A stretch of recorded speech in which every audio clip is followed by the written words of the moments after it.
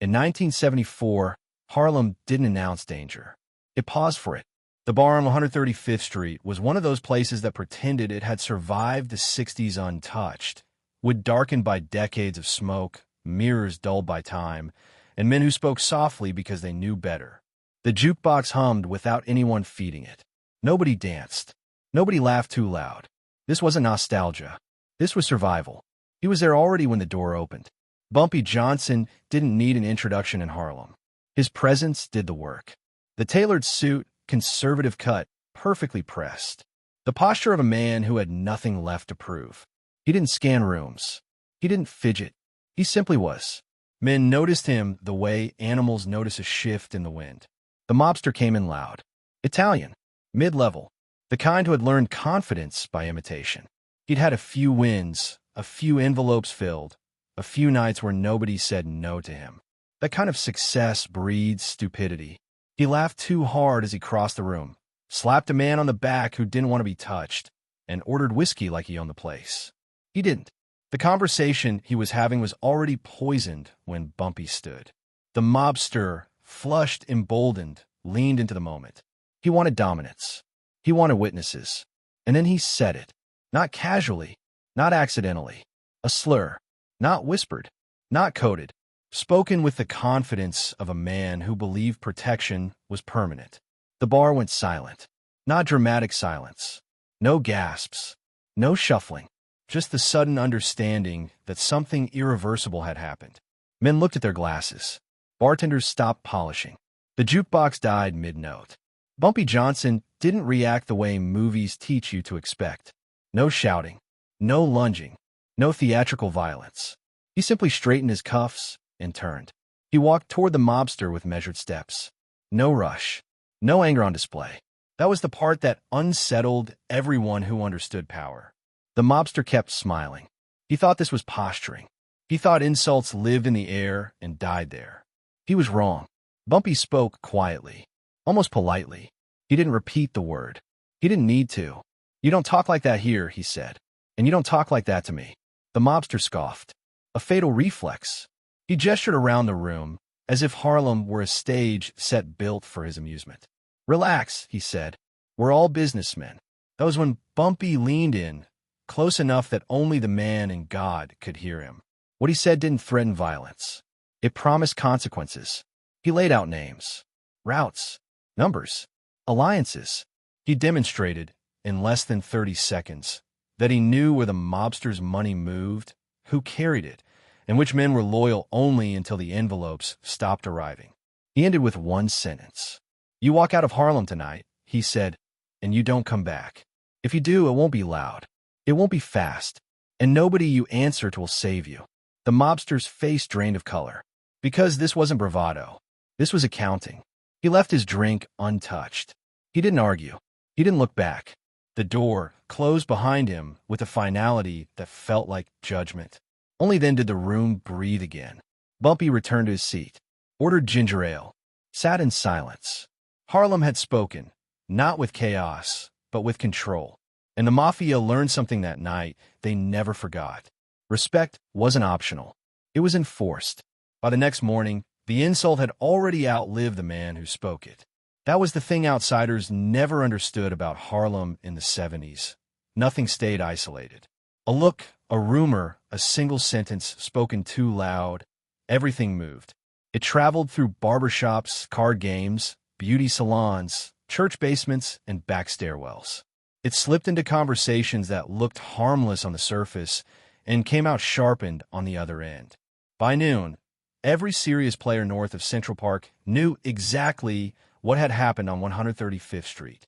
And by dusk, the Italians knew too. The mobster who'd walked out of that bar didn't go home. He didn't go to his usual place in Queens. He drove. For hours. Changed cars twice. He understood something had shifted, but he didn't yet grasp how far. He kept replaying the moment in his head. Not the insult, but the calm that followed it. That calm scared him more than any raised voice ever could. In his world, anger was currency. Comment planning. Inside the Italian circles, the story was retold with growing discomfort. Not because of sympathy, there was none, but because of precision. Bumpy Johnson hadn't embarrassed the man. He hadn't humiliated him publicly. He'd done something worse. He'd measured him. And men who get measured by someone like Bumpy don't get second chances. Meetings were called quietly. Not the big ones. Not the kind with cigars and speeches. Small gatherings. Kitchens. Back rooms of social clubs where nobody wrote anything down. The kind of meetings where the first rule was not saying names out loud. The consensus formed quickly. This wasn't about race, not to them. It was about territory, balance, and precedent. Harlem had rules. Everyone knew that. And Bumpy Johnson was those rules. You could negotiate with him. You could even disagree with him. But you did not disrespect him publicly and walk away unchanged. The mobster had violated something fundamental. Worse, he'd done it loudly. By the end of the week, his phone stopped ringing. No sit-downs. No invitations. No favors returned. His drivers suddenly weren't available. His loans got called in early. His protection thinned out in subtle ways that only men in that life noticed. Nobody told him why. They didn't have to. Meanwhile, Bumpy Johnson didn't make a single visible move. No retaliation. No warnings passed. No street violence. From the outside, it looked like restraint. From the inside, it was surgical patience. Bumpy understood something the Mafia was slowly relearning. Fear works best when it's invisible. He let the Italians discipline their own. Let paranoia do the work. Let the insult rot where it stood. Because the real message wasn't sent to the man who spoke the word. It was sent to everyone who heard about it. Harlem was not a place you came to perform. It wasn't a backdrop. It wasn't a colony. And it sure as hell wasn't a room where you tested your mouth before your brain. And now the Mafia was nervous, not because of violence, but because Bumpy Johnson had reminded them of something uncomfortable. They needed Harlem. Harlem didn't need them. That imbalance was dangerous. And it was only just beginning to show. Silence became the punishment. That was the part nobody outside the life ever understood. Violence was crude, loud, predictable. Silence, on the other hand, required coordination, discipline, agreement. And once it set in, it spread like a stain you couldn't wash out. By the second week, the mobster understood he was being erased. It started small. A bookmaker he'd worked with for years suddenly couldn't help him anymore. A trucking contact delayed a shipment with a vague apology and no eye contact. A club he frequented told him his table was already reserved, every night. The city hadn't turned against him. It had simply moved on without him. In 1974, that was a death sentence for a man whose power depended on access. He tried reaching up the ladder. That was his next mistake. The call went through, but the voice on the other end was colder than he expected. No anger, no lecture, just a warning wrapped in indifference. You caused a problem, the voice said, and it's not ours to fix. That was when panic set in, because when the Mafia refuses to protect its own, it's not mercy. It's calculation. The families understood that Bumpy Johnson didn't need to make an example out of the man. The example had already been made. If they defended him, they'd be choosing a public insult over long-term stability in Harlem. They weren't sentimental men. They chose stability. Meanwhile, Harlem watched. Quietly. The streets didn't celebrate. There were no rumors of retaliation. No grand speeches. Just an understanding that something had been handled the right way. Bumpy Johnson continued his routine unchanged. Morning walks, meetings with church leaders, conversations with politicians who pretended not to know who he was while asking him for favors anyway. He didn't acknowledge the incident publicly. He didn't have to. The power of the moment wasn't in what he did. It was in what he didn't do. Behind closed doors, however, the message was precise. Harlem would remain cooperative. Business would continue. But the line had been drawn in ink, not chalk. Anyone who crossed it did so alone. The mobster tried one last move. He came back to Harlem. Not loudly. Not publicly. He drove through late at night, hoping anonymity would protect him. It didn't. Harlem noticed everything. The car was seen. The plates were memorized. And before he could even park, a message reached him through a mutual contact. Turn around. No threats. No explanation. Just 2 words. He listened, because by now, he understood the truth. This wasn't about pride or revenge. This was about jurisdiction of respect. Harlem wasn't enforcing dominance. it was enforcing order. And the Mafia, for all its mythology, respected order when it wasn't theirs. That night, the mobster packed a bag and left New York altogether. No farewell, no announcement, just absence. And absence, in that world, said everything. The insult that had started it all faded into legend, not because of outrage, but because of outcome. Men remembered it not as a racial incident, but as a lesson in misjudging power. You could survive a lot of things in 1974 New York, but underestimating Bumpy Johnson wasn't one of them. By the time autumn settled over New York, the incident had stopped being gossip and started becoming policy. That was how things really changed in the 70s, not with headlines, but with adjustments. Men didn't announce new rules. They behaved differently, and everyone else learned by watching who still had access and who suddenly didn't. Harlem's phone lines stayed busy. Numbers runners kept running. Clubs stayed open. Trucks rolled through on schedule. The difference was subtle but unmistakable. The Italians stopped improvising north of 110th Street. No freelancing. No testing boundaries. No misunderstandings. Everything went through channels again, the way it had when Bumpy Johnson was younger and sharper-eyed men still remembered what it cost to ignore him. Downtown, people noticed. Not reporters. Not cops. The other people, the ones who lived between legality and necessity. Union intermediaries. Real estate fixers. Political aides who carried envelopes and never asked what was inside. They noticed Harlem had become stable. Stability in New York was rare, and when it appeared, it drew attention. A city councilman canceled a meeting in Little Italy and rescheduled it uptown. A developer who'd been dodging Harlem suddenly wanted introductions. A precinct captain adjusted patrol patterns without filing paperwork. None of it traced back to the bar. None of it referenced the insult. But all of it followed the same logic. Harlem was not to be provoked. Inside the Mafia families, the lesson hardened. Young guys were pulled aside and warned, not with stories of violence, but with silence-heavy pauses that carried meaning. You keep your mouth shut up there, they were told. You keep it respectful, or you don't go at all. That was new. The old myth said Harlem was volatile, dangerous, unpredictable. But Bumpy Johnson had rewritten that narrative years ago, and the incident in '74 underlined it in permanent ink. Harlem wasn't chaotic. It was regulated, and regulation, even outside the law, was something the Mafia understood deeply. Bumpy himself aged into a different role during that period. Less street-facing, more strategic. He didn't chase relevance. He curated it. People came to him now, not because they feared him in the moment, but because they feared what happened after you ignored him. He met with men who pretended they were equals.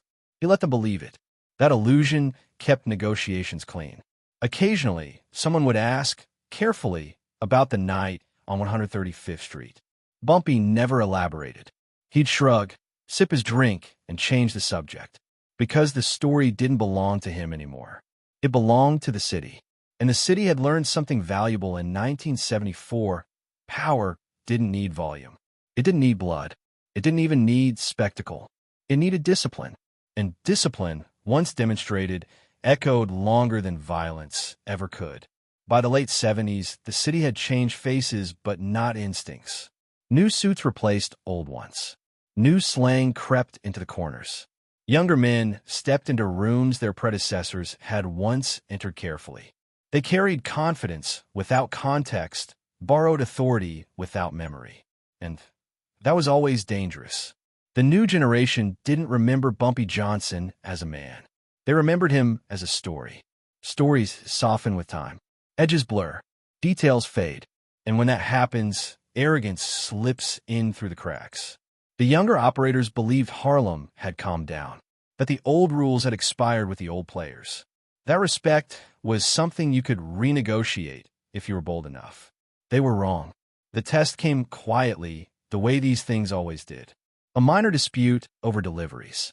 A scheduling issue at a club. A handshake that didn't happen when it should have. Small infractions, calculated to see if anyone would respond. Someone did. Not loudly. Not publicly. The response came through closed doors and delayed permissions. A license renewal stalled. A union contact stopped answering. A venue lost its security contract without explanation. It wasn't retaliation, it was recalibration. The young men asked questions. They got no answers. That was when the older Italians stepped in, not to threaten, but to warn. "You're standing on old ground," one of them said. And it remembers. Harlem's authority didn't disappear when Bumpy Johnson left the room. It institutionalized. The discipline he enforced became habit. Habit became culture. And culture, once embedded, outlived any single figure. The city had internalized the lesson. You didn't provoke Harlem because you didn't need to. There was nothing to gain. The margins were thin. The risks were asymmetrical. And the consequences, still invisible, were devastating. The younger men backed off, not out of fear, but out of understanding. That was the final proof. In 1974, one insult had exposed a truth the Mafia preferred not to confront. Power that doesn't need to announce itself is the hardest to challenge. And Harlem had mastered that language long before the rest of the city caught up. Years later, when the story was told, it was never about the word that was spoken. It was about what followed. A man spoke recklessly. A city answered calmly. And an entire underworld adjusted its behavior accordingly. That was the legacy. Not violence. Not revenge. Order. By the time the 80s arrived, nobody remembered the bar. They remembered the result. That's how real rules survive. Not by documentation, not by ceremony, but by consequence. Somewhere along the line, the insult stopped being a story about disrespect and became something else entirely. A cautionary tale about misreading the room, the city, and the balance of power. Men who entered the life after Bumpy Johnson's era learned the rule without ever hearing his name. They were told it indirectly. You don't freelance uptown. You keep your mouth clean in certain neighborhoods. You don't confuse access with ownership. Nobody explained why. They didn't need to. Harlem had become a fixed point in New York's underworld. Predictable, disciplined, and therefore untouchable in the way that truly powerful systems are. It wasn't protected by fear anymore. It was protected by memory, and memory was ruthless. The Mafia, for all its mythology, was pragmatic. It adapted. It learned where efficiency ended and provocation began. Harlem was no longer a place to posture. It was a place to coordinate or avoid entirely. Years later, when younger men asked why, the older ones answered with the same phrase every time. Because somebody once said the wrong thing, and everything changed. They never mentioned the word. They never mentioned a man. Because saying either out loud wasn't the point. The point was that in 1974, a single moment revealed something permanent. That power rooted in restraint outlasts power rooted in violence. That dignity, when enforced quietly and consistently, reshapes entire ecosystems. And that respect, real respect, doesn't come from threats. It comes from certainty. Bumpy Johnson understood that. He didn't need to shout it. He demonstrated it once, let the city do the rest, and never corrected the record. By the time he was gone, the lesson was no longer attached to him. It belonged to New York. And New York, unlike men, never forgets.